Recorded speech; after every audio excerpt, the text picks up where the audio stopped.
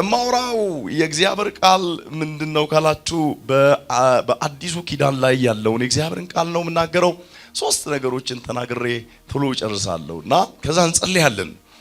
መንፈስ ቅዱስ የነገረኝ በፊልጵስዩስ ላይ ያለውን መጽሐፍ ቅዱሳችሁን እናውጣና የመልእክቴ ርዕስ በጌታ ደስ ይበል በሚል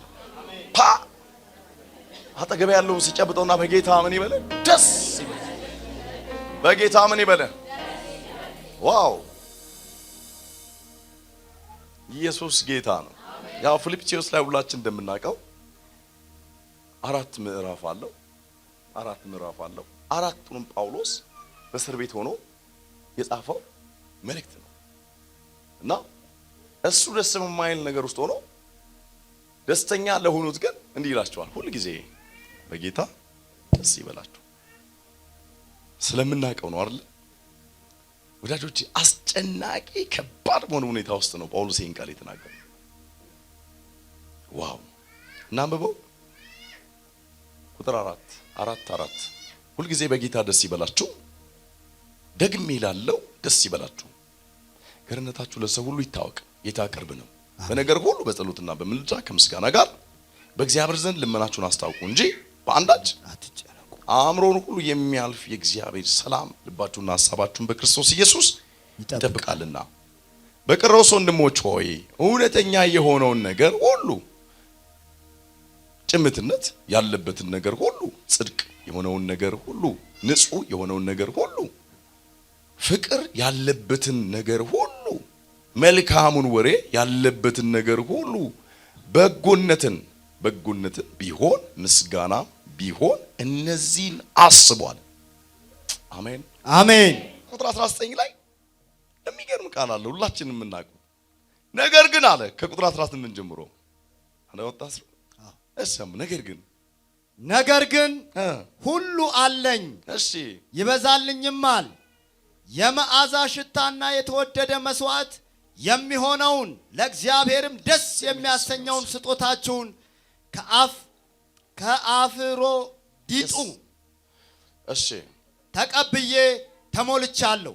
እሺ አምላኬም እንደ ባለጠግነቱ መጠን በክብር በክርስቶስ ኢየሱስ እሺ የሚያስፈልጋችሁን ሁሉ ይሙላባችኋል። እሺ ለአምላካችንና ለአባታችንም እስከ ዘላለም ድረስ ክብር ይሁን። አሜን። አረ ክብር ይሁንለት። አሜን። እስቲ ጮኻችሁ አሜን በሉ። አሜን። ያለ ገደብ ደስታ ዛሬን ሰው ላይ ይፈሳል። አሜን። በጣም ነው ስለ ጳውሎስ ማየት ደስ ይለኛል። በጣም የሚገርም ጀግና የሆነ ሰው ነው።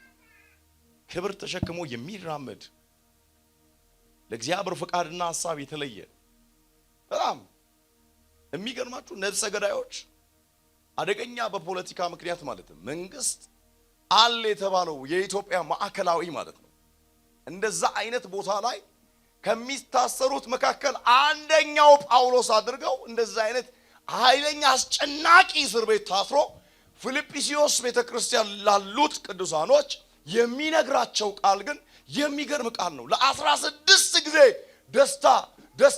ደስታ በአራቱም መጽሐፍ ላይ በአራቱም ምዕራፍ ላይ ደስታ ነው ካፉ የሚፈሰው። ደስታ ነው የሚጽፍላቸው መልእክት። በጌታ ደስ ይበላችሁ፣ ደግሜ እላለሁ ደስ ይበላችሁ። ለቤታችሁ ደስታ፣ ለዘራችሁ ደስታ፣ ለቀናችሁ ደስታ፣ ለእናንተ ለሆነ ሁሉ ምን ይሁን ደስታ እያለ ጳውሎስ ይናገራል። እሱ እስር ቤት ሆኖ የሚያወጣው ቃል ግን ደስታ ያዘለ ነው። አንዳንድ ሰዎች ዛሬ የሚገርማችሁ ነገር ከሆነ ሰው ጋር በሆነ ነገር ተጋይቶ ፊቱን አጨራምቶ የለም እግዚአብሔር ይላል። ምናልባት እኮ ያ ሰውዬ እኮ ረስቶታል። የሆነ ነገር ብሎ ረስቶት ሄዷል። የሆነ ነገር ተነጥቀን በዛች ምክንያት በሚመለስ ነገር ደግሞ ፊታችን ተጨማዶ አኩርፈን ፊታችን ተለዋውጦ ልንራመድ እንችል ይሆናል። ጳውሎስ ግን ምንም ያደረገው ነገር የለም። ለምን ወንጌል ለምን ስሙን ትጠራለህ ተብሎ እስር ቤት ለ13 ዓመት ጳውሎስ እያወራ ያለው በገንዘብ የተገኘውን ደስታ አይደለም። ሰው ያልቃላል በሆነ ነገር የመጣው ነው። የሆነ ነገር ስገዛ ምናልባት ለ15 ቀን ቤት ብሰራ ምናልባት አንድ ወር የበቃ አለ የተባለው በቃ ኢትዮጵያ ውስጥ በቃ አለ በጣም ትልቅ የሚባለው ፕሌን ነው።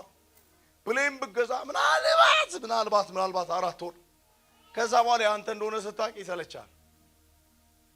ምንም አይገርምም። ሌላ እንዳለ ታስባለህ። ደስታው ሊሚት አለው። ደስታው ልክ አለ። ይሄኛው ግን ደስታ ገደብ የለውም። አሜን። አንተ በሚያስለቅስ ሰፈር ላይ ሆነው ወዳጅ ጠፍቶ ዘመድ ጠፍቶ አጋዥ ጠፍቶ ኢየሱስ የሚባለውን ጳውሎስ ተሸክሞ ካፉ የሚወጣ ስንፍና አይደለም። አንተ እግሮቹ እኮ ጉድጓድ ውስጥ የታሰሩት አንተ አጥንቱን ገዝግዞ የሚገባ ሰንሰለት ላዩ ላይ ተቀምጦ ላዩ ላይ የሚታየው ግን የሚያብለጨልጭና ገደብ የሌለው ደስታ ማርዴንታናስ እነግራለሁ። ይሄ ደስታ ዛሬ አንተ ቤት ይፍሰስ። አሜን። ውሰድ። አሜን በለኝ። አሜን። ደም ደስ የሚያሰኝ ነገር አይደለም። ሚዲያው እኮ አንተ ያወራ ያለው እንትን ወደቀ እንትን ተፋ እንትን ተቀጠለ እንትን ተው። የምንሰማቸው ሁሉ አንዱም ልብን ደስ የሚያሰኝ በጌታ ደስ ይበላችሁ። አሜን። ዋው አሜን። ጌታ ብሎኛል ዛሬ። አሜን። በኢየሱስ ስም ይሄ ቃል በአንድ ሰው ላይ ፍርድ አይሆን። አሜን። ሕይወት ይሆናል። አሜን። ደስ ይበላችሁ። በጌታ ምን ይበላችሁ? ደስ ይበላችሁ። ምናልባት ተጨንቀው ላሉ ለሆስፒታል ይሁን፣ ወዳጅ ያላቸው ወዳጅ ላጡት ይሁን፣ ዘመድ ፈልገው ዘመድ ላጡት ይሁን፣ ወገን ፈልገው ወገን ላጡት ይሁን፣ ኢየሱስ ወገን ነው። ኢየሱስ ዘመድ ነው። ኢየሱስ አባት ነው። ኢየሱስ ክብር ነው። ኢየሱስ ውበት ነው። አሜን። ባካችሁ እስቲ አሜን በሉ። እስቲ አሜን። በሱ ያንቺ ቤት ያለ ገደብ ደስታ ይሞላል። አሜን። እሱ ነው የደስታችን ምንጭ። አሜን። የደስታችን ምንጭ እሱ ሁሉ ጊዜ አለ ጳውሎስ በጌታ ምን ይበላችሁ? ደስ ይበላችሁ። ጌታ ብሎኛል ዛሬ። አሜን። የሆነ ሰው ደስታ ተሸክሞ ይወጣል። አሜን። የኛ ነገር ከሞላ፣ የኛ ነገር ከተሳካ፣ የኛ ነገር ካበበ፣ የኛ ነገር ካለቀ ቆየኩ። እግዚአብሔር እጅ ተራ ነገር የለም። አሜን። ኧረ ሃሌሉያ። ስለዚህ ጳውሎስ በማይመች ሁኔታ ውስጥ ሆኖ ለወንድሞቹ ለተወደዱት ነው መልእክት የሚጽፍላቸው። ደስ ይበላችሁ። ደግሜ እላለሁ ደስ ይበላችሁ። እናንተ ላይ ደስታ ከሰማይ መጥቶ ከፈሰሰ ገርነት እናንተ ቤት ይቀጥላል። በጎነት እናንተ ቤት ይቀጥላል። በረከት እናንተ ቤት ይቀጥላል። ደስታ እናንተ ቤት ይቀጥላል። እኔ ዛሬ እንዲህ እላለሁ ደስታን ሊያቋርጥ ጣልቃ ሊገባ ያለ አውሬ ዛሬ በዚህ ቃል ወገቡ ይወጋል። አሜን። አንተ ጨለማው ዛሬ ይመታልሃል። አሜን። ምን አለ ጮህ አሜን በለኛ። አሜን። ስለዚህ ጳውሎስ ይሄንን ነው ደስ ይበላችሁ። አሜን። ወዳጆቼ የሆነ ልንገራችሁ፣ በጣም ብዙ ሰዎች ደስታ ለማግኘት በቀደም የእግዚአብሔር ሰው ሲናገር አይታችኋል። ምድር ላይ ደስታ አጣው፣ ረፍት አጣው፣ እርካታ አጣው ብሎ ቢሊዮነር ነው ሰውየው። ለስንት ወር? ለ4 ወር ገንዘብ ስላለው መርከብ ላይ ወጣ። እዛም ሰላም የለም፣ እዛም ደስታ የለም። ይል ምድሪቱን ለቆስ በኋላ ለዝናና ብሎ ያነባል፣ የሆነ ነገር ይላል፣ ግን የለም። ብዙ ሰዎች እንቅልፍ መድኃኒት እንደሚወጡ ታውቃላችሁ ወዳጆች።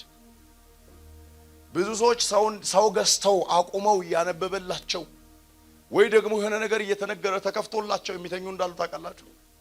እኛ ቤት እኮ የሰላም ንጉስ፣ አሜን።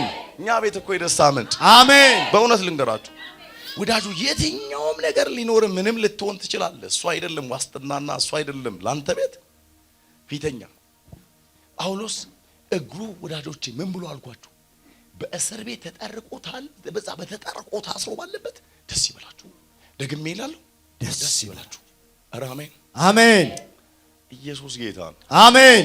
በቃ እባካችሁ ደስታ ይሆናል። አሜን። አንተ የሆነ ልብ በቃ ቆዝሞ አንገት ደፍተህ ተሸማቀ በሆነ ጥያቄ በሆነ ስርዓት ውስጥ ሆነ እኮ የጌታን ስም መጥራት አትችልም ወዳጆቼ። የጌታን ስም መጥራት አትችልም። ደስታ ግን አንተ ላይ ካለ፣ የእግዚአብሔር ሰላም አንተ ላይ ካለ ወንድሜ አሁን ላይ ጠፋ እንጂ ድሮማ ሲገባ ሰላም ለዚህ ቤት ይሁን ግቢው ሁሉ ወዳጄ አንተ በቃ የሆነ ነገር ነው የሚሰማው። ለምን ካላችሁ ሰላም በእነሱ ላይ ስላለ። አሜን። ዋው ዛሬ እንደዛ ላንሰው አሜን። ለታሰረው ነገር ሰላም ይሁን። አሜን። የእግዚአብሔር ሰው ዕንባቆም 70 ዓመት ከእግዚአብሔር ጋር ተሟገተ። ኃጢው ለምልሟል፣ ጻድቁ ደግሞ የለም። ይጮሃል፣ ይጸልያል። እኔ ግን በመጠበቂያው ላይ እሆናለሁ፣ በአምባው ላይ እወጣለሁ፣ የሚናገረኝ ስለ ክርክሬ እመልስለት ዘንድ እንዲላለው በቃ ጽላት ወሰድ እንዲጻፍለት እንደዚህ አድርግ ያለ ምዕራፍ 2ንም ተናገረ። ምዕራፍ 1 ላይም በቃ ለእግዚአብሔር አሳየው። ምዕራፍ 2 ላይ ደግሞ እግዚአብሔር በቃ የሚገርም ነገር። ከዛ ምዕራፍ 2 ቁጥር 20 ላይ ስትመለከቱ የሚገርም ነገር እግዚአብሔር ግን አለ ዕንባቆም በተቀደሰ መቅደሱ አለ ምድር ምን ዝም ትበላለ ዝም። ከዛስ ትናንትና የተከልናት ያቺ ወይን አይደል? 17ኛው ቁጥር ላይ ሲያምብልኝ እና 3:17 ሌላ አንብብ 3:17 ላይ ሲጮክ ብላ አንብብልኝ። በጣም የሚገርም ቃል ዛጋ ታገኛላችሁ። ዕንባቆም እግዚአብሔርን ያለ መናወጥ የጠበቀ ሰው ነው። እሺ አሜን። ቁጥር 17 3:17 3 ምዕራፍ ነው ያለው። በክርስቶስ ኢየሱስ ስም አነባለሁ። እሺ ምንም እንኳን በለስ ባታፈራ፣ ምንም እንኳን ትናንት የጠበቀው ነገር አንተ ቤት ባይመጣ፣ ትናንትና በቃ እንዲህ ይሆናል ብለህ ወራው የተናገርከው ነገር አንተ ቤት ውጤት ባይኖረው፣ ስሙኝ፣ ትናንት የደከምክበት ነገር ምንም ፍሬ አልባ ነው፣ ውጤት አልባ ነው፣ እንትን አልባ ነው ቢባል በደምብ ስሙኝ። እሺ ቀጥል። በወይን ሐረግ ፍሬ ባይገኝ፣ በወይን ሐረግ ቃል ያለው ስለሆነ በሱ ላይ እንኳን ፍሬ ባይገኝ፣ ተተክሏል፣ አፍርቷል፣ ግን ፍሬ የለውም። የወይራ ስራ ቢጎድል፣ የወይራም ስራ ቢጎድል፣ እርሾችም መብልን ባይሰጡ፣ በጎች በበረቱ ቢጠፉ፣ በጎችም ከበረት ቢጠፉ በቃ ባያልቁ፣ ላሞችም በጋጣ ውስጥ ባይገኙ ላሞችም እሺ፣ እኔ ግን በእግዚአብሔር ደስ ይለኛል። እኔ ግን በእግዚአብሔር ምን ይለኛል? ደስ ይለኛል። በመድኃኒቴ አምላክ ሐሴት አደርጋለሁ። እሺ፣ ጌታ እግዚአብሔር ኃይሌ ነው። እግሮቼን እንደ ዋላ እግሮች ያደርጋል፣ እንደ ዋላ እግር ያደርጋል፣ በከፍታዎችም ላይ ያስኬደኛል። ለዛ ነው እግዚአብሔር ለእስራኤል ልጆች እንደዚህ ያላቸው በሙሴ አንደበት ዘዳግም ምዕራፍ 33 ቁጥር 28 ላይ የሚገርም ነገር ነው የተናገረው ነገርና ስማ አለው ይሽሩር እስራኤል ስማ፣ እናንተ የእግዚአብሔር ኪዳን ያለባችሁ ስሙ አላቸው። ማን? እግዚአብሔር። ለማን? እስራኤል። ዛሬም እዚህ ቤት ላሉት አሜን፣ እግዚአብሔር እየተናገረን ያለ አሜን። 33 34 ምዕራፍ አለው። 34ቱ እናንተ ይሁት ከፈለጋችሁ ቤት ገብታችሁ፣ እኔ ግን ቁጥር 28 ላንብብ። የሚገርም ነገር ነው ወዳጆች፣ እግዚአብሔር እዚህ ጋር የሚናገረው አሜን። እስራኤልን ተማምኖ የያዕቆብን ምንጭ ብቻውን እህልና የወይን ጠጅ ባለበት ምድር ይኖራል። ሰማያት ጠልን ያንጠባጥባሉ። እስራኤል ሆይ ምስኩን ነህ። አሜን። በእግዚአብሔር የዳነ ሕዝብ እንዳንተ ማን ነው? አሜን። እርሱ የረድኤት ጋሻ ነው። አሜን። የከፍተኛም ሰይፍ ነው። አሜን። ጠላቶችም ይገዙልሃል። አንተም ጠላቶች ምን ይሉልሃል? ይገዙልሃል። ምን ይሉልሃል? ይገዙልሃል። እንግዲህ ገዢ የሆነ እጅ ነው አንተ ጋር የመጣው። አሜን። ኢየሱስ ትልቅ ጌታ ነው። አሜን። ስለዚህ ዕንባቆም እየተናገረ ያለው ነገር ይስሙ። እኔ ግን በእግዚአብሔር ደስ ይለኛል። አይገርምም? እኔ በእግዚአብሔር ደስ ዓለም ጋር የለም ደስታ። ወዳጆቼ ብዙ ሰዎች ለመደሰት በጣም ቢሆን እርካታን ለማግኘት ዓለምን ይዞራሉ። የለም እዛ ባህር ውስጥ አለ የተባለ በመስተዋት ብቻ እነዚህ ሻርኮችን የተለያዩ ባህር ውስጥ ያሉትን አራዊቶችን ለማየት ባህር ውስጥ ወደ $280,000 ተከፍሎ የሚጎበኝ ምን አለ መዝናኛ ሆቴል አለ። እዛ ውስጥም ሰላም የለም። እንደውም ዛጋ ሰው ሰራሽ የሆነው ጄኔሬተሩ ወይ ደግሞ የሆነ እንትኑ ቢጠፋ ትንፋሻቸው አልቆ ተቋርጦ ሊሞቱ ይችላል። እዛም የለም፣ ጨረቃ ላይ የለም፣ አንተ ሌላም እንትን ጥራ የለም። ወዳጄ እዚሁ ምድር ላይ ቁጭ ብለህ በቢሊየን የማይገዛ ዋው፣ አሜን። አንተ በትሪሊየን የማይገዛ አሜን። እረኛ ቤት መድኃኒትም ነው እግዚአብሔር ደስታ ነው የሚል አንሷ ጨብጭቦ አሜን ይበላል። አሜን። ሃሌሉያም ኢየሱስ የተቀባ ጌታ ነው። አይገርም? ደስታችን ማን? እግዚአብሔር። ስለዚህ መድኃኒት ነው አለ መድኃኒዓለም ለኔ። ዕንባቆም በመድኃኒቴ አምላክ ሐሴት አደርጋለሁ። ወዳጆች አሜን በሉ። አሜን። በጌታ በኢየሱስ ስም ዛሬ ደስታ ዘይት አሜን በእናንተ ጭንቅላት ላይ ይፍሰስ። አሜን። ወዳጆች አንድ ነገር ልንገራችሁ። እግዚአብሔር ደስታ አንተ ላይ ጨምሮ እግዚአብሔር መድኃኒትን በአንተ ቤት አድርጎ እማትደሰትና መድኃኒት አንተ ቤት እንዳለ የማታከወነ እንዳንተ አይነት ምስኪን የለም። እግዚአብሔር ግን ላንተ ረፍትና ደስታ መድኃኒት ሆኖ ምስኩን ኮንክ ግን አውቀ የምትራመድ ከሆነ ግን በእግዚአብሔር ያንተ ቤት የተሞላ አሜን። ጎሎ አልኩ። ብዙ ሰዎች እንደውም ለእግዚአብሔር አስቸጋሪ ሆኖ ምን እንደሆነ ታውቃላችሁ? ተጸልዮላቸው ይሰጣቸዋል። እግዚአብሔር የገዘፈና የተለቀ ነገር ይሰጣቸዋል። ለራሱ ለእግዚአብሔር ለመስጠት ግን ይቸገራሉ። ዘፍጥረት 22 ላይ ስትመለከቱ እግዚአብሔር የመጨረሻ አብርሃም እንደተፍለቀለቀ አወቀ። ማን? እግዚአብሔር። ደስተኛ ነህ? አዎ። 25 ዓመት የጠበቅኩት ነገር በእጄ ገባል። ይስሐቅን አቅፌያለሁ አለ። እግዚአብሔር መጣና ቀስ ብሎ ለሱ እኮ ነው የነገረው ለሳራ አይደለም። ልጅን ይስሐቅን ምን በልልኝ። ሰው ደስታ የሚያጠፋ አይመስልም? ይሄ እግዚአብሔር ሁሌ ሁለት ነገር ይገርመኛል። አዲስ ኪዳንና ብሉይ ኪዳን ላይ ለአብርሃም እግዚአብሔር የነገረው ሚስጥርና ለዮሐንስ የነገረው ሚስጥር ሁሌ ይገርመኛል። ለሚስቱ ለሳራ ይሄንን ሚስጥር እግዚአብሔር ቢናገር መቋሚያ አንስታ አብርሃምን አናቱን ትለው በቤቴ ውስጥ እያቃለለችኝ አላየሃትም ወይ? አጋር ስድብ እኮ ጠግቤያለሁ። ምን ማለት ነው? ዝም በል። እግዚአብሔር እንደዚህ አይነት አንደበት እንደዚህ አይነት ንግግር የለውም ትለው ነበር። እግዚአብሔር ግን ከሷም ሰወረ። ከዛ አብርሃም የሚገርማችሁ ነገር እግዚአብሔር ሰለማ ይዞት ይወጣ። ወዴት? ወደ ሞሪያም ነው አይደል? አጋደመው ይላል። አረደው እንግሊዘኛው እንደዛ አረደው፣ አንገቱን ቆረጠ። እግዚአብሔር ከሰማይ ተው አለው። አንድ ልጅን ምን አላልከኝም? አልከለከልከኝም። አሜን። አብርሃም እሱ አይደለም ገብቶታል እግዚአብሔር ማን እንደሆነ። እኔ ይገርመኛልና ቢቆረጥ አንገቱ ተበጥሶ ከመላው ከቦዲ ቢለያይ እግዚአብሔር እንደሚገጥም አብርሃም እስከዚህ ድረስ እግዚአብሔር ምን አድርጎት ነበር? ዋው! ስለዚህ አብርሃም የሚገርማችሁ ነገር እግዚአብሔር ሰጠ፣ እግዚአብሔር ገጥሞ ሰጠው። አልተጓደለም ከና አብርሃም ቤት እልልታ። አሜን። ደግሞ አይገርምም? አብርሃም በ100 ዓመቱ 5 ልጆች እንደወለደ ታውቃላችሁ? በ100 ዓመቱ ከይጥሯ ከምትባለው ስንት ልጅ? 6 ነው። 6 ልጅ ወቀ 6 ልጅ ወለደ። ዘፍጥረት ምዕራፍ 23 ላይ ነው። እዛ ታገኘ። ደግሞ አንድ ልጅ ብቻ አይደለም አብርሃም ወልዶ ያለፈው። እስማኤል አለ ልጅ ነው። እዛ እኮ ነው እግዚአብሔር የባረከው። ቀጥሎ ይስሐቅ አለ። እግዚአብሔር የፈለገው ግን ማንን ነው? ይስሐቅ። እነዛን አይደለም 7ቱን አይደለም የፈለገው አንዱን ነው ይስሐቅ። ዋካችሁ ዛሬ አሜን። ይህ ግብስብስ ካለ ቁጥር ብቻ ከሆነ ነገር ያወጣና አንዱ ይሰጣል። አሜን። በዛ ግን ግቢ ይባረካል።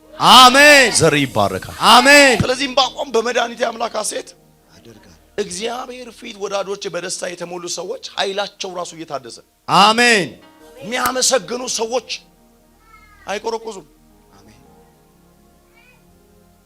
የሚያመሰግኑ ሰዎች ያው እግዚአብሔር ምስክር በፍጹም ዳዊትን ይውስጥ 80 ምናምን ዓመት በምድር ላይ ኖሯል።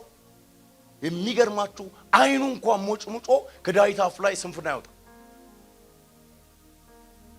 አይታችሁ 150 ምዕራፎች አይገርምም? በሶስት ነው የሚከፈለው መዝሙሩ። ያሳፍ አለ፣ ሕዝቅኤል አለ፣ ራሱ ዳዊት አለ አይደለ? የሚገርማችሁ ግን ከዳዊት አፍ የሚፈሰው ቅኔ ግን ይሁን እና እናንተ እንኳን ዛሬ መዝሙር 77 ቁጥር 2 ላይ ይሁን ዳዊት ምን እንደሚል መዝሙር 77 ቁጥር 2 ላይ ወዳጆቼ አሁን ሁሉ ማወራላችሁ ነገር ስለ ምድራዊ እዚህ ምድር ላይ ስላለው ነገር አይደለም ማወራ። እግዚአብሔር ይሰጣል። አዎ የሚያስፈልገንን ሁሉ አቅራቦት አለው፣ ይሰጣል። ጊዜውን ጠብቆ እንዳትቆፈስበት ማስተዳደር ስትችል ይሰጣል። የምንም አይነት ችግር እግዚአብሔር የለም። ስለሱ አይደለም ማወራው። በጌታ የሚገኝ ደስታ ግን አሜን ቁስ የሚተካው አይደለም። በሆነ ወቅት ላይ የሚያቆም አይደለም። አሜን አሜን። አይታችኋል። በሰው ያገኘው ደስታ ቢሆን ኖሮ ጳውሎስ ሐዋርያት ሥራ ምዕራፍ 16:25 ላይ ያበቃ ነበር። ያ ሁሉ ሰው ቀጥቅጦት ደብድቦ ደም በደም ሆኖ እሱም ሲላስ የዛን ያበቃ ነበር። ጠርቀው አይደል ያሰሯቸው ቢለው እስረኛው እየመጣ አንተ በዛ በሰለጠነው እየደበደባቸው በቦክስ በቀን 3 ጊዜ ይገረፍ ነበር። ያውም የሮም ጅራፍ አጥንትና ብረት ያለበት እየመጡ ምን ያደርጉበት ነበር? በጭቅጭቅ ወጥቶ። በፍጹም ግን ጳውሎስ ከደረሰበት የደረሰለት ትልቅ ስለሆነ ሁኔታውን አይደለም ስጋውን አይደለም አላቅም። ሲገባኝ ግን ጳውሎስ በሐዋርያት ሥራ ምዕራፍ 9 ቁጥር 3 ላይ ራሱ ኢየሱስ ስሜን ምን ትላለህ ብሎታል። አያችሁ የሚመታለት ኢየሱስ ነው ነገር። አሜን። ነፍስ የገደላለ ሀገር የከዳለ በጣም ከበባድ ወንጀል የሰሩ አሉ። ከነዛ እኩል ነው ወስደው ጳውሎስና ሲላስን በፍጹም እነሱ በቃ ያንን አላዩ የሉም፣ እዛ ዓለም ውስጥ የሉም። አንተ የደረሰበትን እያተለቀ አይደለም ጳውሎስ እዛ ጋር የጻፈው ቁስል ወይኔ እየጠሰጠሰኝ አይልም። በህልውናው ተከቧል፣ በደስታው ተከቧል፣ በእግዚአብሔር ኃይል ተከቧል። አንተ ወይኔ እዚህ ጋር ሆነ ነገር እየሰማ አይልም። በመንፈቀ ሌሊት አንተ ቁስል እኔ ወዳጆች ብዙ ጊዜ እናገራለሁ አውቃለሁ ስለ ህመም መጣ ኢየሱስ 9 ሰዓት ላይ እነ ጳውሎስን በመንፈቀ ሌሊት አይገርምም? መጣ በመንፈቀ ሌሊታቸው ላይ አምላካቸውን በዜማ አይገርምም? እናንተ ቁስል ከባድ ነው ስለማውቀው እኮ አልኩ። በቁስል መዘመር አትችልም። ቅጠኛ ነው የሆነ ሰው ጫማ እዚህ ጋር ቢይዘው 10 ጊዜ አይቀም ወንበሩ እንኳን አይመቸው ወዲያ ኮንፈርት አይሰማው። ጫማው ስለያዘው እኮ የራሱ የገዛው ጫማ ቢይዘው አይቀመጥም፣ ኮንፈርት አይሰማው። ያ ሁሉ ሰው አምጥቶ እጁን አሳርፎ ምን አድርጓቸዋል? ቀጥቅጧቸዋል። ቁስል በቁስል ሆነዋል። በፍጹም ግን ጳውሎስ ላይ ያለው ሞገስ አልቀነሰም ጨምሯል። ቅባት አልቀነሰም ጨምሯል። የሁሉም ምስራት ምን አለ?